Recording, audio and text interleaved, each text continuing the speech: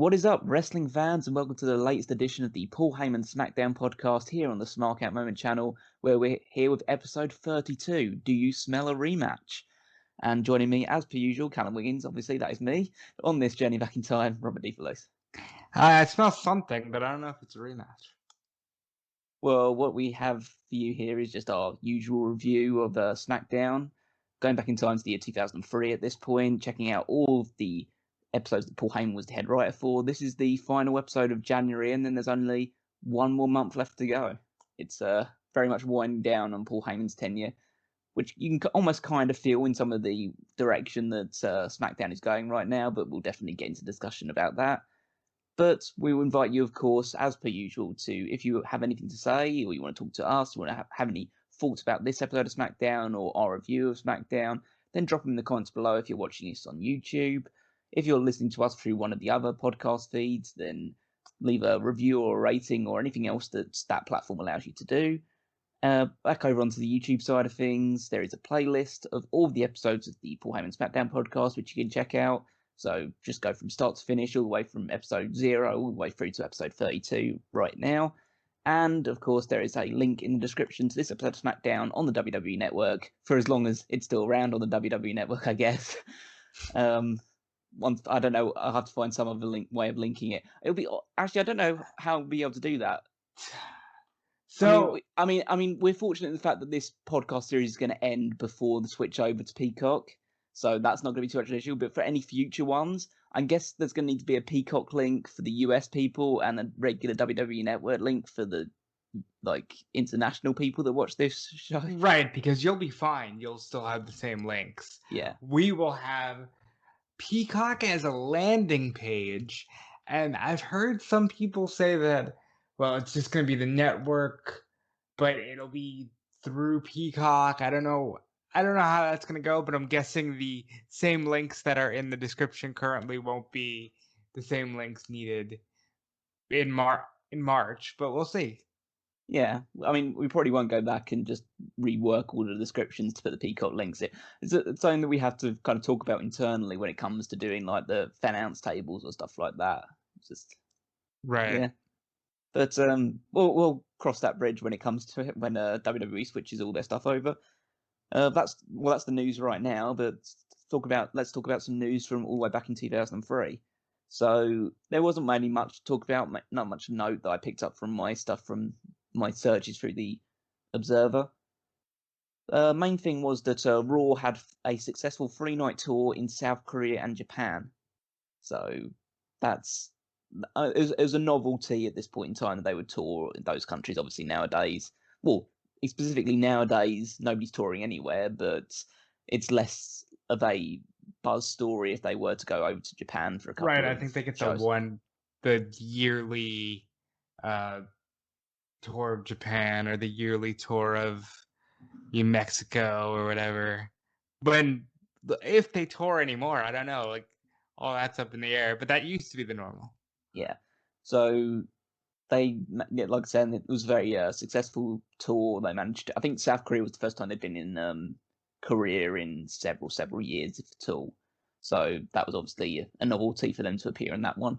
The final match of the tour was an Interbrand World Heavyweight Championship match. So it was Triple H defending against. I'm going to guess Kurt Angle. No. Think about where they are. Okay, so they're in Japan, and it's Triple H. Maybe Brock. Brock's he wouldn't have it then, but he does have the Japanese. Oh, Benoit. No, it's not Benoit. It's somebody even a lot closer to home.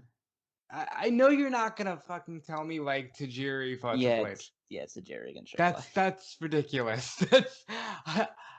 He gave him a fair amount in that match. It took 2 pedigrees to beat Tajiri.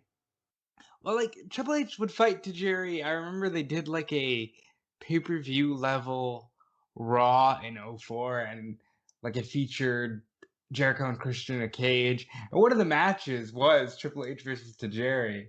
But like at that time, see, nowadays, if you did that match and Tajiri got a bunch of offense, it would just be another match. But back then, it was like, he should put this man down with a pedigree in 5 minutes. Yeah, but it's in Japan. It's a different vibe. Like again, it's a house show tour. You are going to get those sort of matches. It's a weird thing. Like, I'll allow it more for this, but I never understood, like, hey, they're going to Montreal. That means Jacques Rougeau should totally get a world title match and wrestle, uh, Bret Hart for 25 minutes. It's like, I never got that because they're all watching the same product, right? Like, True, but they want to see their hometown people or their home country people be represented in these things. Like if I was watching just a regular house show in the UK, I'd want. I mean, right now Drew McIntyre is already the world champion, so it makes sense for that regards. But I'd want, I don't know, back in the day, I would have wanted Neville in a world title match or Wade Barrett in a title match. I think they've done better in the last decade or so as making those things seem more plausible instead of just going, hey, surprise, we're going to do this because we're here. Like, if Neville had gotten a chance in 2015, there is that, like, you can always say he's an NXT champion. He can fight John Cena. Yeah, whereas the disconnect back then was so wide. So other stuff that was happening, Bull Buchanan was officially released. Jesus, we'll talk about a guy with some staying power. This man was in the Truth Commission. Yeah, so after several years with the company, that final run with Cena, which got ended a couple of weeks ago, was just the end of his tenure in particular. So, yeah, Bull Buchanan's now on the free agency.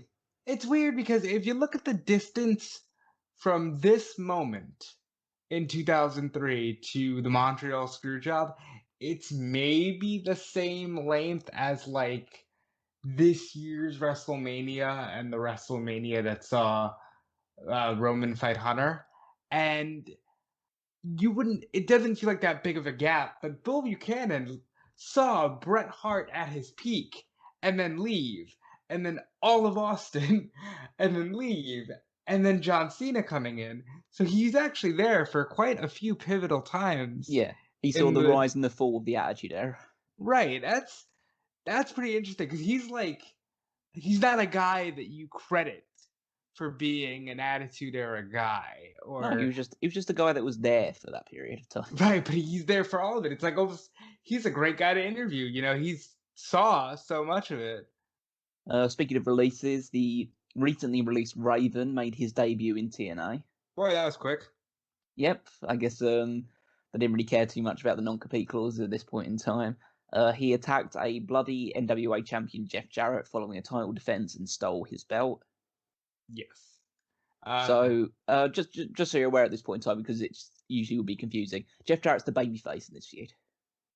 Yeah, that wouldn't be for long though. I know for a fact that Raven ends up being a babyface real quick. He's gonna rehash his shit with the Sandman, do like a Clockwork Orange House of Fun match. He's going to bring in Punk and De Niro, as we discussed in our previous episode. He does a lot of good in TNA, and I think TNA was probably his last home. But overall, I think outside of 97, 98-ish, Raven is a largely forgotten character, and I think that's wrong. I think it's interesting that out of all the places that Raven ever went to in his career, the place that he was treated the least relevant and given the least spotlight was WWE. I've asked you this in the past, but I wonder if it's just Vince couldn't look at life beyond. I booked him as Johnny Polo. He's fucking Johnny Polo. Fuck you. Like, yeah, well, it's just the idea. I didn't make him, so we need to fix him, or we need to make him a different version of him, and it's always a worse version than the version that they actually wanted, that the fans actually got behind in ECW. And even his version in WCW was more true to life than the WWE one.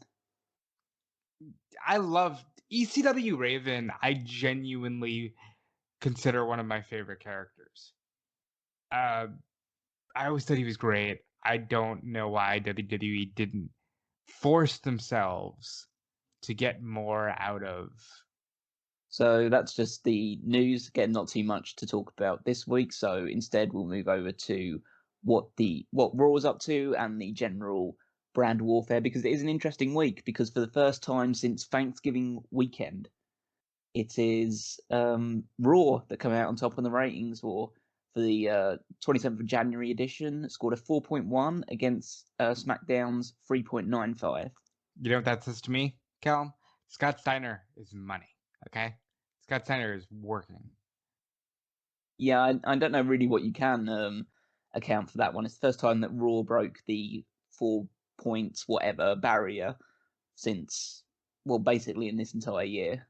And last time they broke that level was the 19th of August, I 2002. honestly think that they were in a very shitty place. I don't know how they managed to pull out the win here. Well, let's talk about what this episode of Raw had in store for us, which was a main event of Triple H and Batista versus Kane and Rob Van Dam. I like it only because I know that it's the start of Evolution. The heels won this match after Batista unmasked Kane, forcing him to run backstage to hide his face. Obviously, he wouldn't have his face hidden for too much longer that year. And then he pins RVD. Scott Steiner came out to make the save, but for the second straight week, he was beaten down by all 4 members of Evolution. Because now we're in the Evolution age, and so they always go over at the end of the night. It's a great rehash of the Horsemen. I think Evolution, even now as WWE tries to build them, as like, oh, they were this great faction, I think that they don't get a lot of proper credit because it's a good concept. And it's a concept that to this day I think works when having the right faction. That's why I think Undisputed Era as a villainous group does so well. But at the end of the day, you can only watch the same ending so many times. Now we're at the beginning here, so nobody's complaining. But by 04, this was ridiculous. I mean, I think everyone's complaining because Triple H is the one that's on top still at the end of the night. Yeah. I The think other guys doesn't really matter too much. It's just the fact that it's Triple H who's there. people were really over Hunter. On the other stuff that was happening, Bischoff basically is keeping up the feud with Austin, even though Austin hasn't appeared yet and won't appear until No Way Out. But says that Austin will reveal his side of the story of his departure from WWE in Raw magazine. Still trying to sell those magazine plugs. Matt Cappotelli and John Hennigan had an exhibition match after recently being signed after winning Tough Enough. I remember this. Do they get beat up by Tommy Dreamer? Yeah, so first Chris Nowinski comes out, which I thought was, when I was reading it, I didn't really think too much of it. But then when I double thought about it, I thought, this guy suffered a concussion 8 days ago. What does he do for a living now? Yeah. He suffered a concussion and a broken nose 8 days ago, and he's out here getting involved in this match. He gets beaten up by Tommy Dreamer, and then Tommy Dreamer hits both Cappotelli and Hennigan with a kendo stick. Gotta pay your dues, man. Wrestlers are too soft. Yeah. It reminds me of the Silent Rage, Andy, when he, like, his debut on the after winning Tough Enough, just gets stunned by Austin, and that's basically the only thing he ever does in his entire WWE career. Honestly, what I remember from that whole segment is R-Truth in a Confederate outfit singing when little Jimmy comes marching home, and Stone Cold just looking like, what happened here? William Regal and Lance Storm defended the World Tag Team Championships against the Dudley Boys in a ladder match. I don't remember that at all. No. It's thanks to interference from both 3 Minute Warning and Chief Morley. I pride myself on the ladder match being my favorite gimmick match, and knowing every ladder match that's ever happened, at least on TV, I have zero recollection of that. Yeah, Regal doesn't strike you as... I mean, we know of one particularly famous William Regal ladder match, but he doesn't strike you as the type of guy that would be involved in those matches pretty often. Right. Neither were the Dudley Boys, like, just as the Dudley Boys.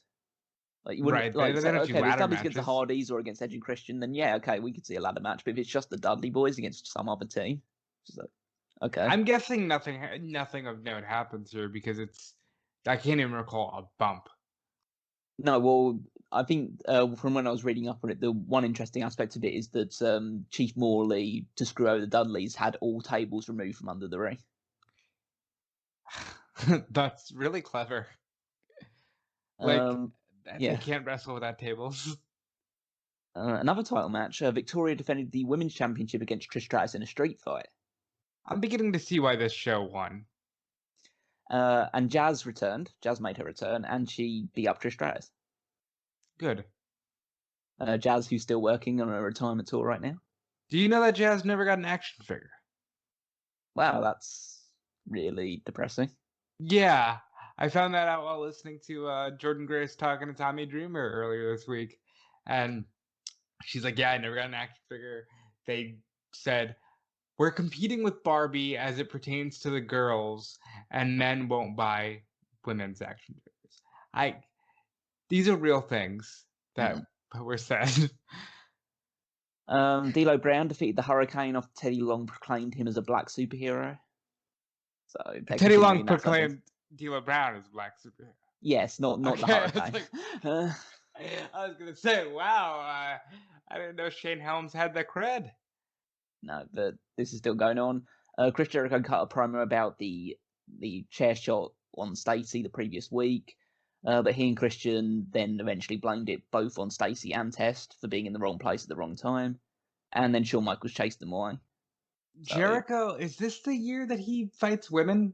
Like he Yeah, does in 2003, there's the Battle of the Sexes tag team match, pitting Lita and Trish against Christian and Chris Jericho. That's another one. Like he's only about a year and a half removed from leaving, and I get it because if you look at what they do with him this year, it's good because the Michael stuff is good, but outside of that, like he treads water for a while after Michaels.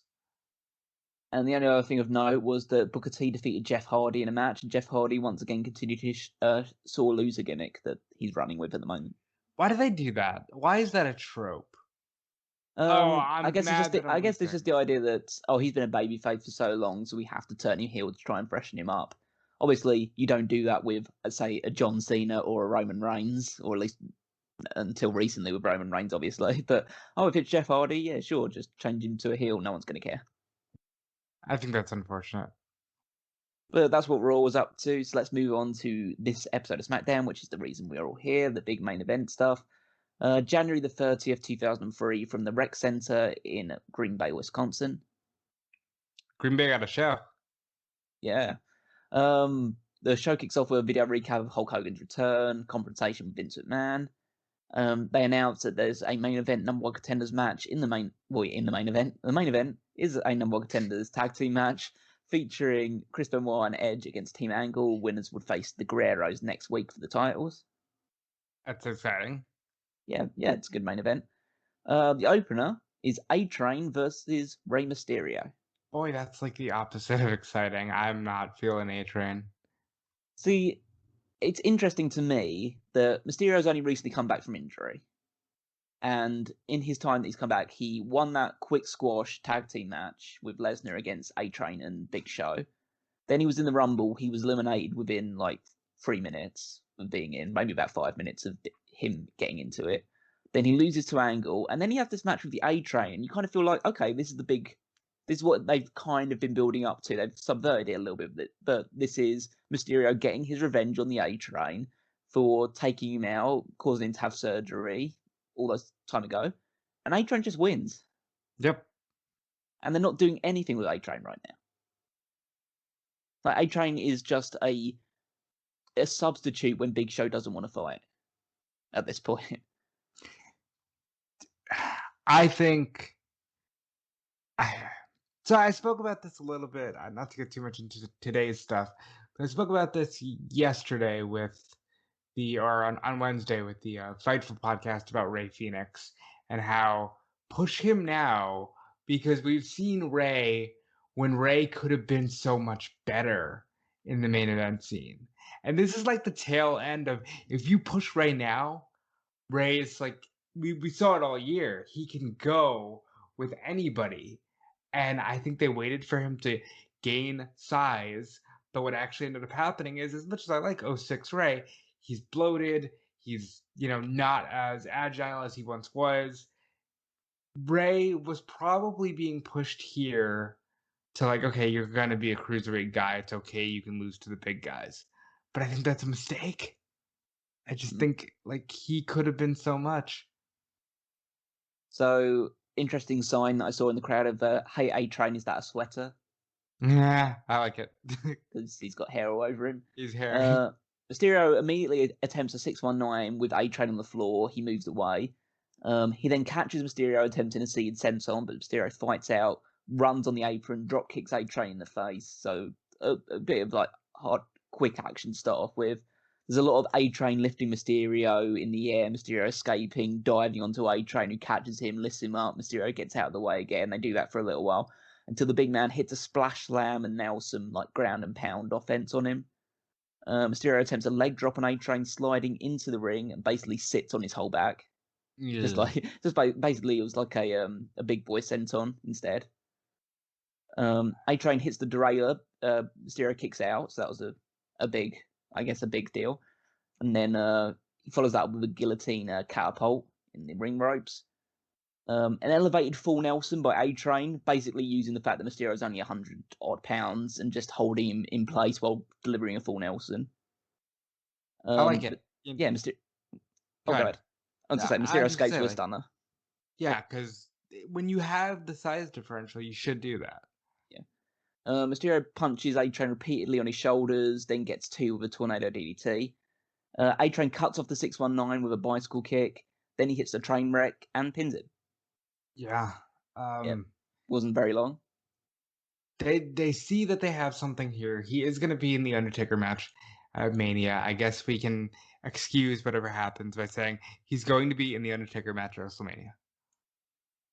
Backstage, Josh Matthews interviews Paul Heyman, asking if Big Show will fight Undertaker tonight.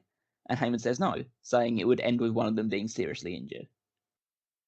He calls Undertaker a heartless animal after revenge, and Heyman will have no part of that tonight. He says that he's given Big Show the night off and leaves the interview. This isn't the What's in the Box, right? No, that's next week. That's next week. Because I'm like, so we'll get to it next week. All right. Yeah, we'll get to that side of things, but there's still a little bit more of Heyman and the Undertaker that we'll be referencing later on in the show. But first of all, we have Eddie Guerrero versus John Cena. A match that, if you told somebody that now, that's main event of WrestleMania, isn't it? Like, yeah, these guys would only really feud throughout this section and then a bit in the summer of 2003 when Eddie is the United States champion. They do that parking lot brawl that everybody remembers and overhypes.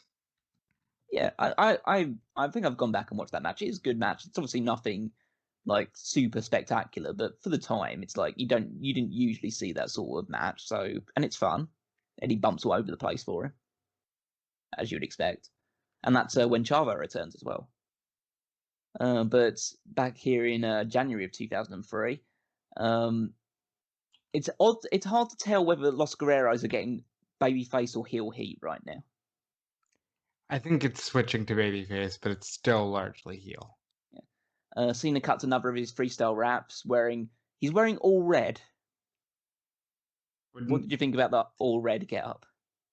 He's trying things, and like John Cena, I don't know when he finds himself. I don't know if it's after, maybe it's in the build to Backlash or it's after Vengeance with Taker. But as soon as he finds himself and turns face, that's when John Cena starts becoming John Cena. So I picked out a couple of choice lines from this, as I typically do. I got you crapping in your pants just like Mexican food. Spices don't agree with everybody. I'll beat you jobless, go back to being a carjacker tonight against me. You're going to choke just like the Packers because they're in Green Bay, and so you got to insult the He got sports racism and a dig at the town in one line. That's a heel. And personally, maybe the one that would probably get in the most heat nowadays. You eliminated first like fat chicks in dodgeball. Jesus Christ. I mean, I think we're discounting the idea of fat chicks to be able to catch a ball. I don't know. They don't just have to run away. They can catch the ball. Yeah. I mean, surely you would try and eliminate the better players before you get to that one. Then it's right, just like you would easy leave pickings. them for the end if they're so easy to eliminate. Wow. Fat chicks. By the way, I just feel compelled to mention this man is releasing a series of books that are motivational quotes for children. Now, that's what he's doing now. He's joined by a Red Dog, who's obviously now his new second after B Squared has been released. Do you know what Red Dog used to come out to in OVW? No, was it just dogs barking? Who let the dogs out? Oh, okay, yeah, there we go. He's Jazz's. He was. I mean, I don't know whether he's now. I don't think they're still. I don't know if they still are, but they were married for a while. Yeah. Yeah. So I thought that's something that I feel like I have known, but I've always forgotten about. So it's just a bit surprising when I hear about that stuff. Eddie beats the hell out of Cena, plays to the crowd a little bit, but then Chavo sends Cena into the barricade while Eddie's distracting the referee. So, and I also noticed this that Chavo, at the very least, I think both of them when they both come out, but Chavo, while he's at ringside, is wearing a cheat to win shirt. So they haven't done the vignettes yet, but they're starting with the lie, cheat, and steal character now. Because they haven't really started cheating. I mean, they've been cheating, but that's because they're heels. Yeah, now they're cheating it, but on the good side, they're just like, oh, we're going to cheat, but we're still good guys. Cena lifts Eddie, who drops face first on the mat. Red Dog then gets his own back for what Chavo did earlier by sending Eddie into the steel steps with the referee distracted. So the referee has missed two things with interference right now. It's a bit of a running theme on this episode. Referees not looking in the right direction. Yeah, bad WWE trope. Like, one of the worst. Eddie chant starts. To explain this, Taz says there's a large Mexican population in Green Bay. Which I don't know whether it is accurate or not. Why couldn't he just have fans? I don't. What the fuck? Like, why does it have to be a race thing? Like, that's not okay. Cena gets a few things of a delayed vertical suplex, sidewalk slam. He's doing a lot of suplexes and power holds because if you're working with a guy the size of Eddie, you can get away with that sort of stuff. Eddie fights back with flurry of punches and uppercuts. Dropkick to Cena. Dog then trips Eddie while he's running the ropes. Eddie grabs at him, allowing Cena to hit a back suplex. I was a bit annoyed that he hit the back suplex. I thought, well, why aren't you doing the proton plex? Yeah, that's one of those things. If Big Show can punch you, why isn't he always just punching you? It's stupid. So Cena climbs up and he teases that he's going for the frog splash on Eddie. But then the referee's distracted again by Red Dog. And so Chavo pushes him off the ropes. So Eddie climbs up and he hits the frog splash, gets the 3 count. So solid match, cheating on both sides. Yeah, it's pretty much it. Why really. does Cena need a heater? Well, why does Cena need a heater? Oh, why? I don't know. I guess they just didn't think that his character was strong enough on his own at the moment, or they were using this opportunity to get Red Dog on the show.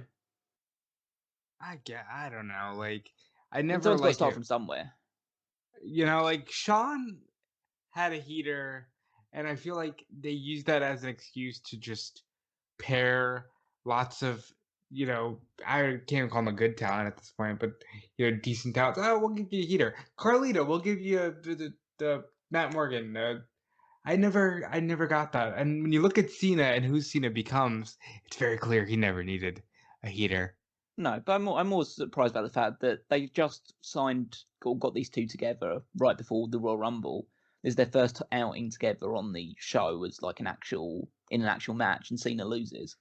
It's not so much like if it's Cena against Eddie, then I can understand that Eddie should win because he's going to be fighting the tag team title match next week. But you didn't have to book him against Eddie. I'm almost convinced that they thought John Cena was just fodder at this point and would get fired. Maybe. Well, I mean, that's quite a hell of a turnaround then in 3 months' time he's fighting for the WWE Championship. I think that they stumbled into something good with the Brock Lesnar incident. And that's we talk about that soon. That's also something that kicks off next week as well. So, again, a lot of stuff to look forward to next week on this one. But we'll stick with this episode for now. Undertaker arrives backstage carrying a gym bag. Because they like to show him entering the building. And for somebody who's the most professional, when men were men, certainly gets to the building well after the show starts. Heyman is on the phone to Big Show, says the Taker's just arrived. But then Heyman spots something down the corridor and says he has a plan before hanging up. He approaches a group of guys, One of those being Brian Kendrick in a turtleneck sweater. Brian Kendrick he does some good things in the year 2003. So this is our first exposure to Brian Kendrick. Obviously, Brian Kendrick is still technically employed by WWE. Yeah. On 205 Live, basically exclusively at this point. And yeah, just like he's working 18 years later, and this is the first time we get to see him. He's done stuff with Ring of Honor in the build up to this. He is, as Paul Heyman mentions, he is trained by Shawn Michaels, and by that I mean he was at Shawn Michaels Wrestling Academy. I don't think he was ever actually properly trained by. I think Danielson and Kendrick, he actually was there for a little while, and then London, he had nothing. He never even met London. Heyman says that he can make people into superstars. He can give anyone a break, and he offers a break to Kendrick, who says he'll do anything to make it in WWE. Heyman obviously takes that at his word, leads him away, and explains to him what his plan is for him later in the show. So we'll be back to that soon. Stephanie was on the phone with someone called Dominic, presumably not Ray's son at this point, because I assume he'd be like 2. Yeah, you never know. About not having access to a cell phone in the building, and then Vince basically just hangs her up. She turns around, she sees Vince, and Vince asks her what the hell she was thinking, bringing Hogan back. Stephanie says that she was flabbergasted when Hogan attacked Vince, but brings up that Bischoff is bringing back Stone Cold, and Stone Cold is a bigger nemesis to Vince than Hogan is. So I like that. yeah, she's being logical. Makes sense. I like when they make sense, man. Yeah. She talks about how she thought that he'd be proud about how ruthless and aggressive she's being as GM, and how she's competed with Bischoff in the same way that he competed with Bischoff. And Vince kind of just like takes that on board. Obviously, he's still not happy about Hogan, but he doesn't go after Stephanie after saying that. Vince says that he has a big surprise of his own this week, and he'll be in the ring soon to reveal it. So, boy, between Stephanie, Vince, and Bischoff, can we get them running the show now? If they could just like make phone calls and bring back these people. Obviously, I'd like people who can still go, but these are some big stars they're bringing back. Before we get to the Vince segment, we have Billy Kidman versus Shannon Moore. So that sounds like a great cruiserweight title match on WCW Nitro in 2001. That doesn't sound like something I would want to watch here. So Matt Hardy thinks that Shannon Moore has an iota of attitude, and Matt was the longest surviving SmackDown superstar in the Royal Rumble, which is true. It is an accurate statement. You think he went back and watched it just to make that statement? Maybe, but I'm convinced he's writing the. Oh yeah, he things should himself. be. Yeah, he definitely should be involved in that one. So he, just to verify, Matt Hardy got a time in the Royal Rumble of 27 minutes and 13 seconds, which was well ahead of SmackDown's second longest superstar in the match, which was actually John Cena with 19 minutes and 38. Good for John. So Hardy berates Moore as they head towards the ring. The Observer reported that Matt Hardy was limping in this segment. Did you notice it? No. No, it's not super obvious, but he is limping a little bit, and that is due to a injury that he suffered in a house show match with, you guessed it, Nathan Jones. I like it. So a sign of things to come. They also promote a match for Velocity to draw eyes to it, which would be Torrie Wilson versus Dawn Marie, 2 people that we haven't seen since the Royal Rumble. You know what? That would draw eyes to Velocity. A lot more than probably, I don't know, Chuck Palumbo against, trying to think of any other, like Funaki or something. I don't even mean that in like it'll draw eyes, wink wink. Like, that was legitimately ending SmackDown for a while. Yeah. So Matt Hardy distracts Kidman early, give Moore the advantage, but Kidman gets away with the leg scissors. Kidman goes to the floor, is immediately speared into the barricade by Shannon Moore. We hear "We want Jeff" chants, so that heel turn for Jeff Hardy is really working out. Yeah, because Matt, I'm sorry, like even now, Matt will never be as over as Jeff ever. So Moore takes control for a while. He pulls Kidman down by the hair when he attempts to fight back. Kidman eventually escapes a straitjacket hold, nails a drop kick. Ushigoroshi after like a flurry of offense. During this match, you can tell how interested I was because I spotted a guy carrying a big tray of cotton candy in the crowd. I mean, people gotta eat. More hits a leg lariat out of the corner. There's a BK bomb by Kidman for 2. More throws Kidman out of a step-up bulldog, hits a running net break for 2. So they're trading offense at this point. Kidman kicks up while Moore has one of his legs, and then he hits an enziguri straight away. They fight on the top of the turnbuckle. Moore sets up for a superplex, but there's like this hard camera cut, which I assume means they fucked it up the first time, and so they had to repeat it the second time, with Kidman dropping Moore on the top rope. Kidman kicks Hardy away, hits the shooting star press, defeats Shannon Moore in a decent cruiserweight match. Yeah, I think Matt Hardy's gonna have to do something about this Billy Kidman. Well, he does do something about this Billy Kidman afterwards, which he immediately gets into the ring, attacks Kidman from behind, and hits a twist of fate.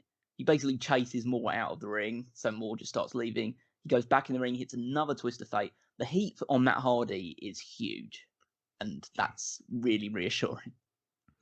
All that heat might be good for. Never mind. I was gonna make a really dumb joke.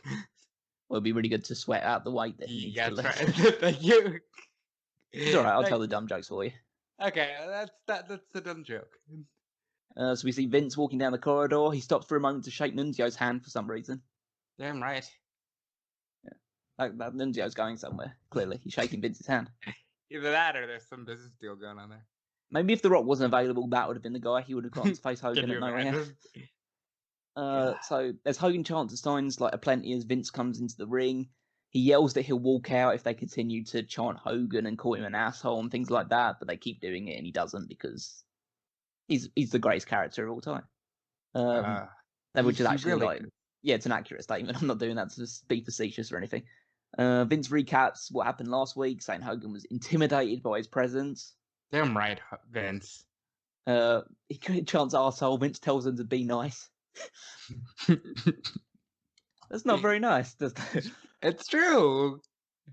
Vince said that he was wrong when he said that Hulkamania was dead, but it's actually on life support, and it's only the hot air of the fans that keeps his lifeless body alive.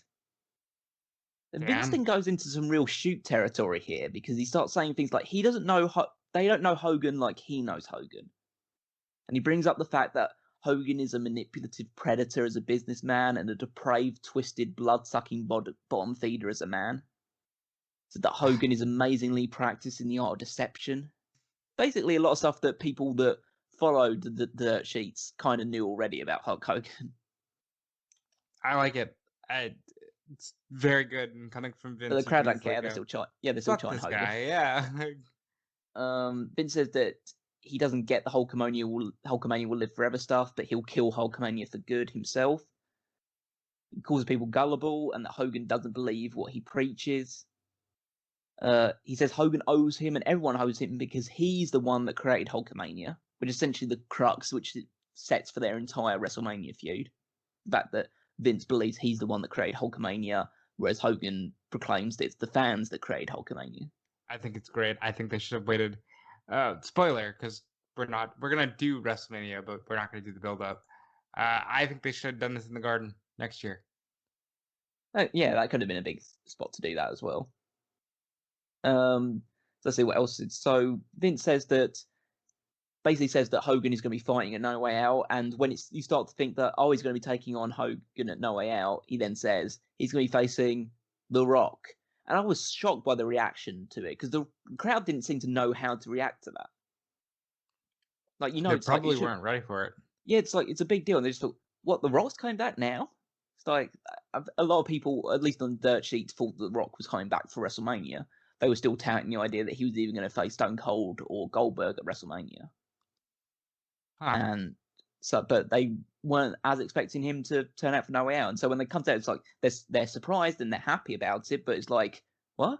It's like that sort of reaction, which I think is good. It felt organic.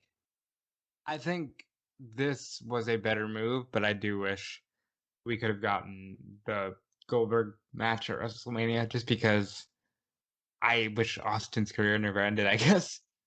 No, that's fair, but I think overall it was the right decision to do that. Obviously, once you find out that's Austin's final match, of course, it was the right decision to do. But I think even if it wasn't, that would have been right, because why would you, on a card which is already going to draw a big number anyway because of who's involved, why not try and draw another really big number by having Goldberg's first pay-per-view match be at the next pay-per-view, which may not have necessarily gotten as big a buy rate. Yeah, and they knew what they were doing here. They played off of a lot of things in the wake of No Way Out. So Vince, he mocks Hogan's mannerisms. He goes up on the stage, and we think that's the end of the segment. But he says, "Oh no!" Just to finish this off, here to talk about that match of No Way Out via satellite is The Rock. And then you see The Rock on the screen, and he gets a mixed reception. It's a mixture of again, cheers for him and boos. But Rock doesn't play this promo like a heel. He plays it like The Rock, which is a guy who is a babyface, but he's a dick babyface. Well, I think The Rock knew the fans were going to like him, but he was just like, yeah, I'm The Rock. But the heel heat was, I'm not there, so suck it. Yeah, he said that he's happy that he's not in Green Bay right now because it's really cold there. But he doesn't say it in I'm happy I'm not in Green Bay because all those people suck. He's like, I'm happy not in Green Bay because it's pretty cold this time of year. It's like, okay, fair enough. that makes sense to me. Rock says that if Vince wants him to fight Hogan at No Way Out, he says he doesn't answer to Vince, he answers to the people. But he says the people, they need the electricity that only The Rock can bring, and they need a repeat of that awesome match from Montreal between Hogan and The Rock. He says that he has a lot of respect for Hogan. He talks how he's the biggest star the industry has ever seen when you feel like he's talking about Hogan, but he's actually talking about himself. Says that on Montreal, he'll draw on the power of the people, how Hogan will hulk up, but it won't matter because The Rock guarantees that he'll feel the electricity and he'll suffer the same exact result at WrestleMania, which is losing to The Rock. So, like I say, he's obviously adding a few heel tendencies into it, but he's not fully blown heel at this point.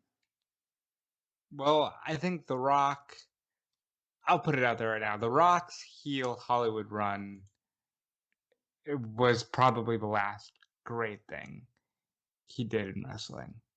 And I think he got it better than most would get it. Cena could probably do it if he wanted to, where it's like, yeah, the people hate me because they think I turned my back on them. But he was so in tune with what the people genuinely wanted.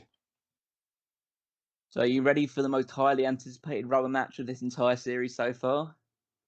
Oh, you don't mean Rikishi versus Bill Demott Part 3. In one of my plugs for this episode, I said, oh, we got all the great things from 2003 SmackDown and Bill Demott, and I stand by that. So Bill Demott's arm is still taped up and injured for the nerve damage he suffered in the Royal Rumble. Michael Cole on commentary congratulates Matt and John. He says Matt and John specifically. He doesn't even say what their surnames are for winning Tough Enough. And then their interaction with Tommy Dreamer on Raw. Demott lashes out when Rikishi goes for the arm and drops him with a clothesline. There's a running splash in the corner by Demott. He applies an abdominal stretch while holding the rope because it's heel heat. Damn right. Demott headbutts out of a belly-to-belly hold, and Rikishi goes down. It's like, aren't you Samoan? Aren't you impervious to headbutts? Isn't that the gimmick? Well, but Bill Demott's big, and he's also got a thick head. So, Yeah, he's got a thick head full of hot air. Hot air. Demott goes up for a moonsault, but he stalls. That lets Rikishi get out of it with an electric chair. Rikishi makes his comeback, hits a Samoan drop as a butt kick. He gets Demott in the corner, and Demott sits down, and so you think, oh, it's going to be stink face, but Rikishi's serious tonight. He really wants to win this rubber match, so he pulls him out of the corner. He goes for a DDT. Why would Rikishi ever go for a DDT? That's the first question. But then he goes for DDT. Demott holds onto the top rope, and so Rikishi takes a back bump, and Demott is still standing. Demott then makes something barely resembling a pin with half his body on the ropes. And to referee again, the blind referees this week just completely misses the fact that basically his entire body is leaning on one of the ropes. And it gets the win. A really crappy finish to a match that happened. He's a svelte man. That could have been missed to the naked eye. And then they basically shit all over this entire segment anyway because as Demott celebrates, Taker's music plays, he drives his motorcycle down the ramp, forcing Demott and the referee to take evasive action. It's basically just like, okay, we got that shit out of the way, now let's get an actual like star out. And yeah, completely worthless. When does Bill Demott go away? I believe around about the time we finish this journey. I think it's probably pre-WrestleMania. In any way at WrestleMania. No. I don't think he's involved in anything post-WrestleMania either. I think by that point, he's just like a guy on the... Maybe he's involved in like that barroom brawl thing they do at Vengeance 2003, but outside of that, I don't think he does anything significant.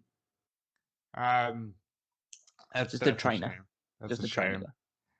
Because I mean, and I do mean that, because if you're gonna put the money behind him, I wish something could have happened.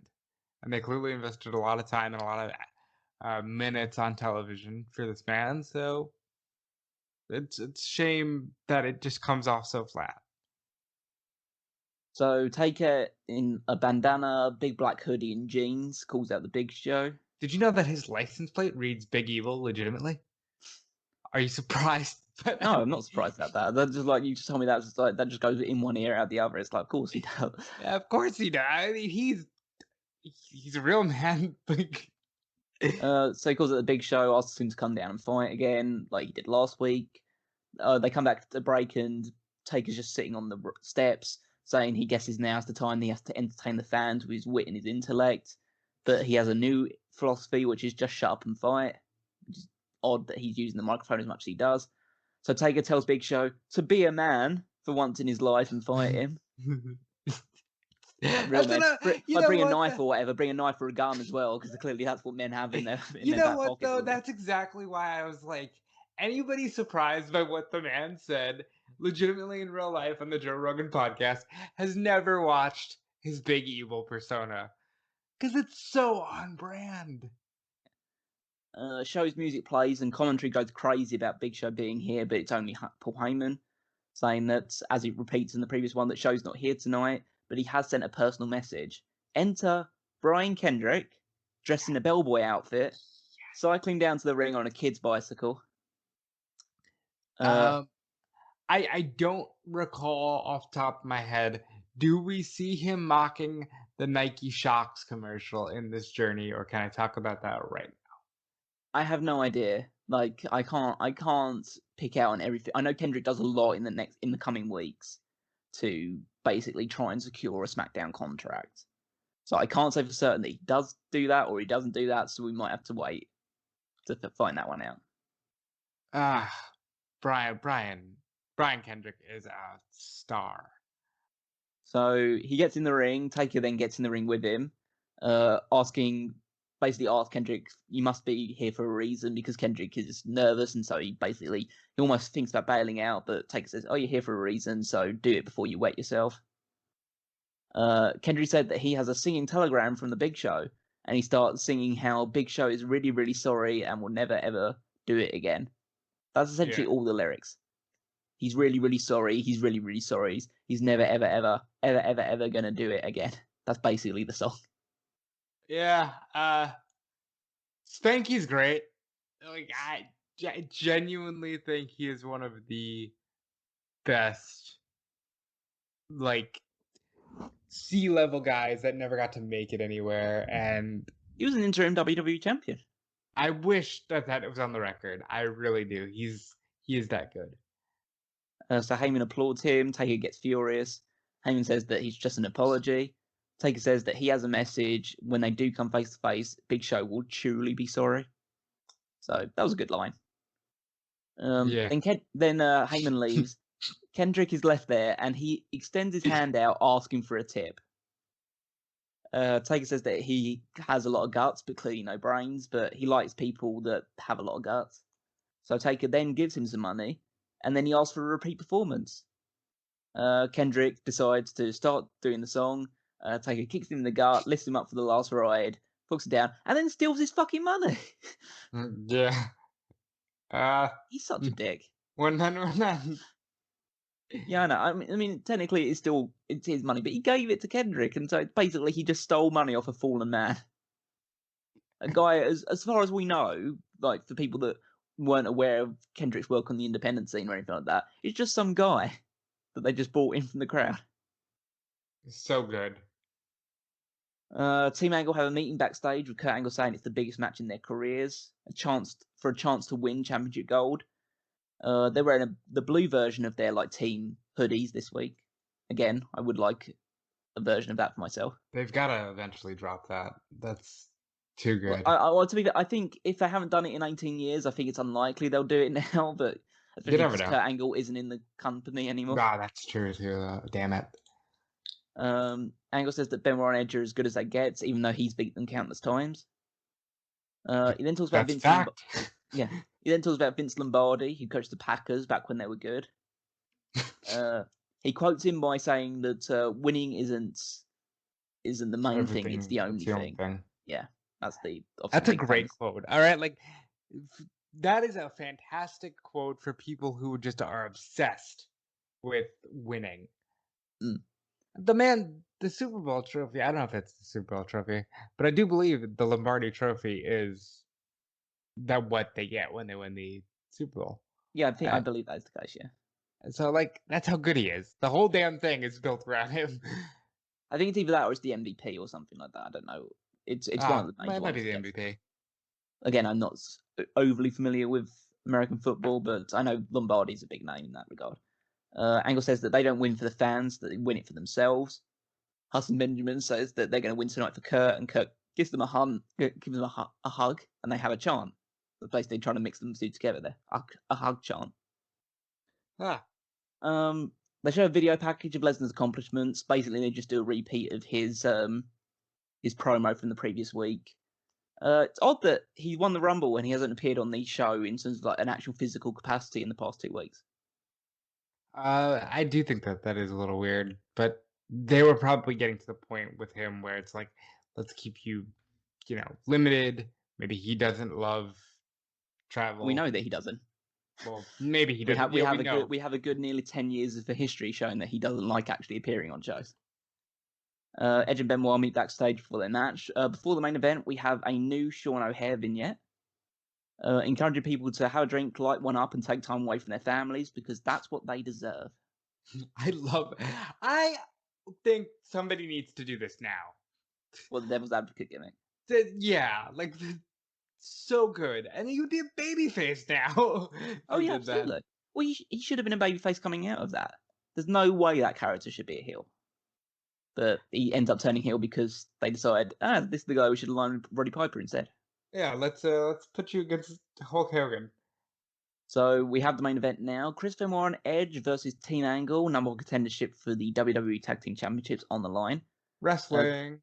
Yep, good wrestling. You really can't complain about having these four guys in the ring with each other, especially with Kurt Angle first on commentary and then at ringside as the manager. Kurt Angle, he joins Cole and Taz on commentary. Benoit beats the hell out of Haas early on until Benjamin takes his attention with a cheap shot. Cole questions how Team Angle can have a title shot so early in their careers, and Angle says that's because they're mirror images of him. I like that. Yeah, Angle says, they're this guy, and I was WWE champion within a year of joining the company, so if they're like me, then they should be champions soon as well. I really do enjoy that, because it's very true. Kurt Angle comes in and is champion. He debuts at Survivor Series, and he's holding 2 belts by Mania. So, yeah. Edge takes control after a hot tag. There's this really back body drop where he just doesn't seem to be. He just throws Charlie Haas with just completely reckless abandon. Angle gets on the apron and he tries to coach Benjamin. Edge spears him to the floor. He throws Haas over, then he's clotheslined out of the ring by Benjamin. Benjamin hits a German suplex to Benoit hits a German suplex on Benjamin, and then we see, I think for the first time in this entire series, him hit a suicide dive. Yeah. Which again is not good in the context of saying Benoit with suicide. It's not. There's definitely not a good combination. It's yeah. But we haven't seen many people use suicide dives on this run. because it wasn't like a popular thing yet. No. Now it's like it's a weekly occurrence. At least one guy is going to hit that sort of move. That's right. Yeah. Edge hits a missile drop kick on Benjamin for 2. Edge and Benoit are back in control after the commercial. Angle's now just in the manager position. They target the left arm of Haas. Benoit hits a hammerlock Northern Light suplex because he is Mr. Wrestling. And it's great. Yeah. He attempts a crossface, but Haas scrambles to the ropes. Haas eventually ends the assault with a belly-to-belly throw on Edge. Benjamin then sweeps the leg of Edge when he tries to come back, targets his legs. So now they're working on the leg of Edge for the main heat. Haas at one point applies an Indian Deathlock, which clearly Triple H saw and thought, yeah, that's my move now. Yeah. But there's another unique leg submission by Benjamin on Edge as Team Angle zero in on the leg. Angle twice slams his leg across the ring apron with the referee distracted because every referee can't always watch what's happening in the ring. Oh, well, not tonight at least. Yeah. Benjamin applies a figure 4 leg lock. And then Benoit drop kicks out of, he just kicks his way out of it. But then Huss gets in without a tag and he applies his own slightly worse figure 4 leg lock. Yeah, you should stay away from those. Edge, after a few near misses, finally gets tagged to Benoit. He throws suplexes all over the place, suplexes Huss onto Benjamin at one point. Angle finds a distraction. This lets Team Angle hit the leapfrog double team move to Benoit. Benjamin inadvertently hits a 6-sounding super kick on Huss when he's holding Benoit in place. Then Benoit hits his triple German suplexes. Edge kicks Angle off the apron as Benoit hits the headbutt on Benjamin, but he only gets a 2 count. He applies a crossface on Benjamin, but Huss breaks it up. Edge spears Huss, but then Angle hits Benoit in the back of the head with the title belt. Benoit goes down. Yeah, what a heel. Benoit goes down. Benjamin rolls over. He gets the cover, and he pins Benoit. Team Angle win this match. They will be challenging the Guerreros, who were watching the match backstage on video cameras. So they were watching it on TV. So it'll be the Guerreros against Huss and Benjamin next week for the WWE Tag Team Championships. It was a good, well-wrestled main event. Again, the finish is a cheap, heel finish. But I guess at this point in time, realistically, even though they are a tag team and Edge and Benoit are kind of two thrown together semi-main eventers, they shouldn't really be winning a match against two people as experienced as those two. So it makes sense they have to cheat to win. I think when you look at it in the long run, Haas and Benjamin, you might say, oh, why they put so much effort into these guys? Because obviously they don't go as far as they should have. But this pairing, and maybe it's because Kurt gets hurt, but this pairing should have lasted for years. They do. The pairing does. The pairing lasts. The pairing lasts. The pairing of Haas and Benjamin then comes back in 2006. Right, the pairing of Haas and Benjamin do, but with Angle, this team could have fought Evolution in a Survivor Series match. Oh yeah, definitely. That would have been really good. Yeah, but so overall, I thought it was a pretty good show. Some solid in-ring actions. There's 2 big, meaningful promo segments with the Undertaker stuff and the Vince McMahon announcement. It wasn't perfect by any stretch of imagination. It still had Bill DeMott competing on it, but it did feel like it kind of flew by while watching it, which I guess is one of the biggest compliments you can definitely give nowadays. When was the last time an episode of Raw flew by? Yeah. I think it's very clear to me the WWE Championship is not the focal point, but it is still in the main event slot, and I kind of appreciate that. Yeah. There's there'll be a lot to look forward to next week. Obviously, we do have that Tag Team Championship match between Los Guerreros and Team Angle to talk about.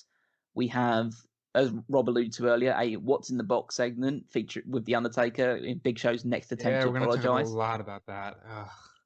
We have more build-up with Hogan and The Rock for their match at No Way Out. I don't think The Rock actually appears as of yet, but I'm sure Hogan will be on the show in some form or fashion, as will Vince McMahon likely. There's that sort of stuff to look forward to. Seems like, at least with the tag team title match, we're going to have at least one very good wrestling match on it, so looking forward to that at the very least.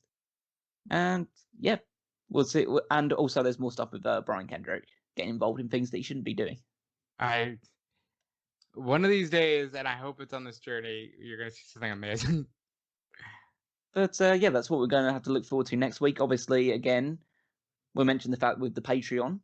So Patreon, if you're at the $10 tier or above, which is the Dark Horse tier, you get access to our special editions, extra episodes of the Paul Heyman SmackDown podcast, where we review the pay-per-views that take place in between our journey. So we've got them stretching all the way back from Vengeance 2002 up until the most recent one is Royal Rumble 2003, but No Way Out 2003 will be coming up soon, as will WrestleMania 19. Those are the final two Patreon exclusive ones that we'll have coming up for you. So hopefully you check those out as well. But even if you can't spare $10, we know times can be a bit tight at the moment in particular. So, but even if you can just give $1, any amount of money is obviously greatly appreciated. And it does give you, there are a list of other perks that you get for just any amount of money that you can provide. So if you really want to splash out, there's the Pick Your Poison tier, and we'll be doing something with that. Well, actually, we would have already recorded something like that. I don't know whether it had gone live yet, but we recently did some recording of a Starcade 1998 rebooking. Yeah. So from a very helpful subscriber to us. And I believe there's discussion of Tony and I watching Starcade 1997 through the Pick Your Poison tier. So stay tuned for maybe that, or maybe more WCW. Who knows? Yeah. Well, obviously, we're welcome to anything you want to do with the Pick Your Poison. Obviously, within reason. We obviously can't pay $50 and we'll watch the entire series of Lucha Underground or anything like that from start to finish. But if you want us to do anything like Lucha Underground related or ECW related or TNA related even, hell, even World Wrestling All-Stars related if you're really desperate for that sort of thing. Yeah, I'd like to say please don't on that one. Yeah, but that's all available at the Pick Your Poison tier. So hit up the Patreon. Obviously, if you're watching through YouTube, there are other ways to do that as well, by becoming a member or by hitting up the applause button. There's just a quick, easy way for you to drop us a bit of money as well if you are so inclined to do so. Other ways you can do that is through the merchandise shop, where the Redbubble and TeePublic, you pick up some Smark Out Moment merchandise and just basically give us your money. That's basically what we're saying here right now. If you can, that is obviously would be greatly appreciated. If you can't, there are other ways you can support us by sharing this, like videos, by sharing our podcasts, by sharing our articles around as well on the smarkoutmoment.com website. Just check them out, drop comments, share them around with your friends and family, let them know what you're reading. That's all greatly appreciated as well. You can follow us on Facebook and on Twitter at Smark Out Moment, and join the Megamaniacs group, which is our big Facebook group, facebook.com/group/the Megamaniacs, where you can get into conversations with like-minded wrestling fans. We've got the Royal Rumble coming up at the weekend, and that's one of the busiest times of the year for our engagement in there. So if you want to join the conversation with the Royal Rumble chat, which we'll have up in the Facebook group, then now's the time to join. Rob, you're super busy, especially with this weekend coming up. So tell us what you're up to. It's Saturday.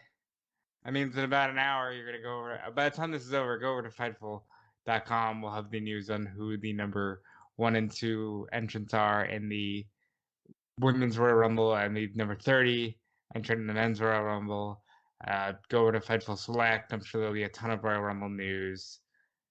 Click around. I'm on Twitter at DeFelice. I'm everywhere that there is wrestling. So, let's just have fun this weekend. Yeah, you got the coverage of the GCW stuff as well. Yeah, that's right. The 24-hour Fight Forever stream.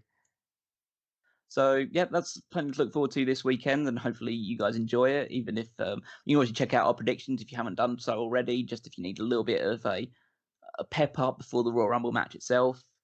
And, yes, you can follow me on Twitter at WeekMeister14. And, yes, so this is the end of episode 32, and we'll see you next week for episode 33. But for now, this has been another Smark Out Moment, and we are being counted out.